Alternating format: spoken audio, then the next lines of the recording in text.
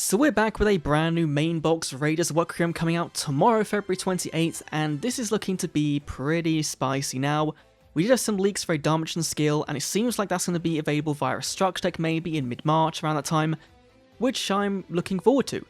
If those cards were in this box, I would have wailed hard. Because they're not, I'm not too sure now. Honestly, I'm not too sure. Now, we can't talk about the box without talking about the brand new skills. So first of all, a brand new skill for Yuya, for the new Alignment Paladin cards. This seems fine enough, not too big of a fan, we'll see if it's any good. Treason Phantom though is also for the Dark Rebellion stuff, it works with the brand new Xyz, the Dark Requiem, and as well the brand new Limit 1 bundle card, the Phantom Knights Rank Up Magic Launch, which is Limit 1, which replaces your Rota in Phantom Knights. And is it going to be worthwhile replacing it? Well, yeah, I think it is. You're getting a mill off for your Phantom Knights, and also you're getting into the brand new Xyz, the Dark Requiem Xyz Dragon, which is a negate from monster effect, and if you destroy the card, and then special summon out Xyz from a graveyard. Now you've got to have Dark Rebellion under this to actually use the effect, so this will be like your second use of the effect, right? So you'll detach Dark Rebellion, and then summon him back out. And so you've got two big dragons that can't do anything on the field, just two big bodies. I think it's fine. The OTK effect's also pretty cool as well, so you've got two options, OTK or negate. Fantastic.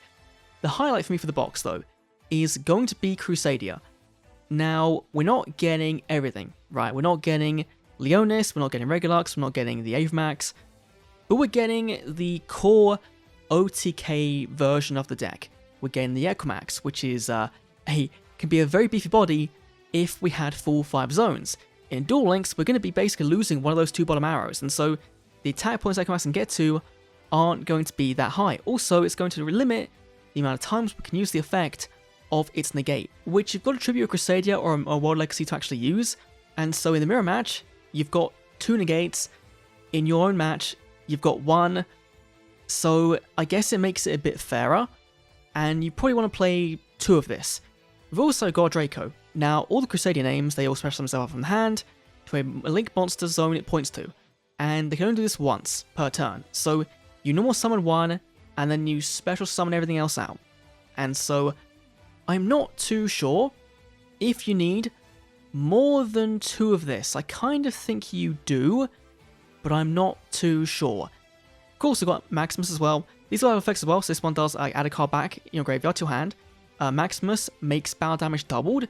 We've got Reclusia, which destroys a card on the field and 1 card you control. There's also the Arborea, which is a tuner as well, and can have protection in the graveyard from monster on your field. So overall, pretty good, but we are missing some of the better stuff, right? We are missing the field spell one, I believe. We're getting the field spell, but we're not getting the trap card, and we're not getting the testament, which gives you a ton of draws for your Equimax. So that would be very cool if we're getting it, but we're not. Then next up for me is going to be the Evolzar stuff. So finally, from the selection box, Lagia is now available, and he's getting his brother Solder, which is your rank 6 target, which is a destruction for a monster being special summoned to your opponent's side of the field.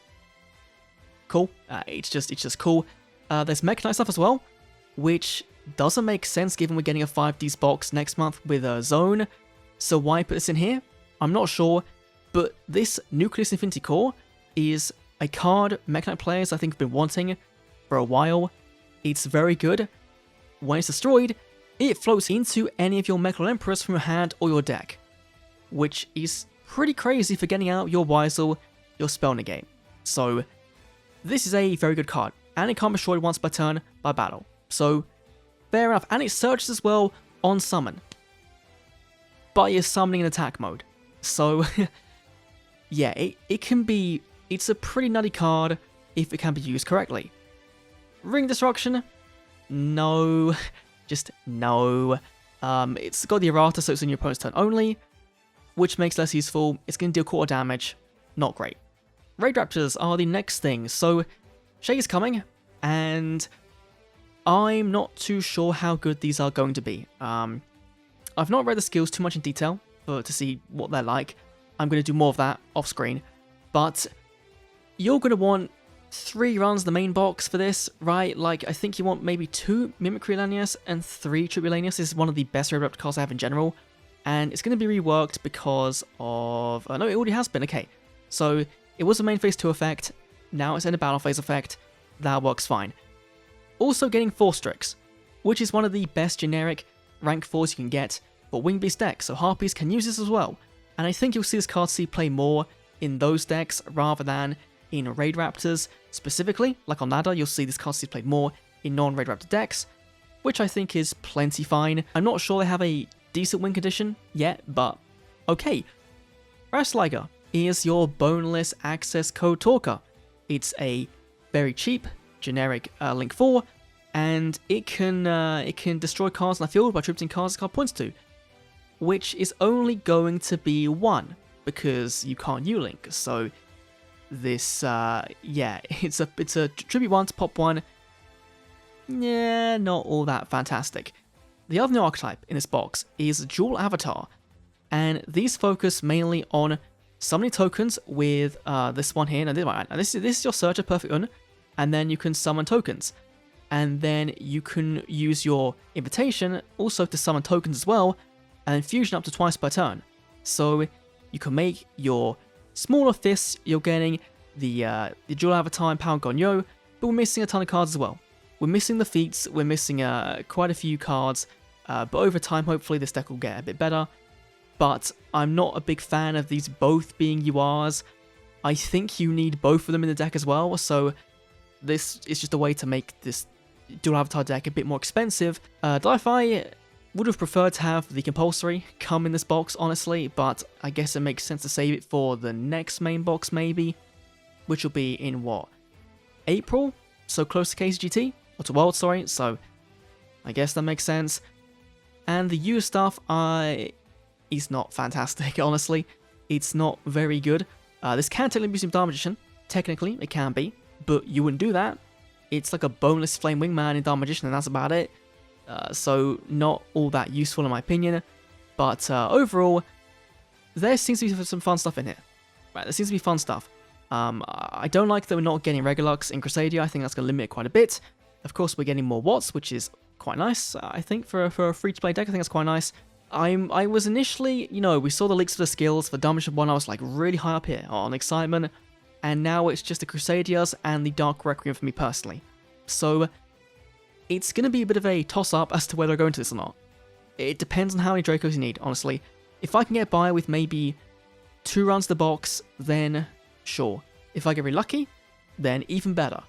But I think they might do the Konami logic and they might put this card upon the box, and I think this one is going to be the chase card for Crusadias.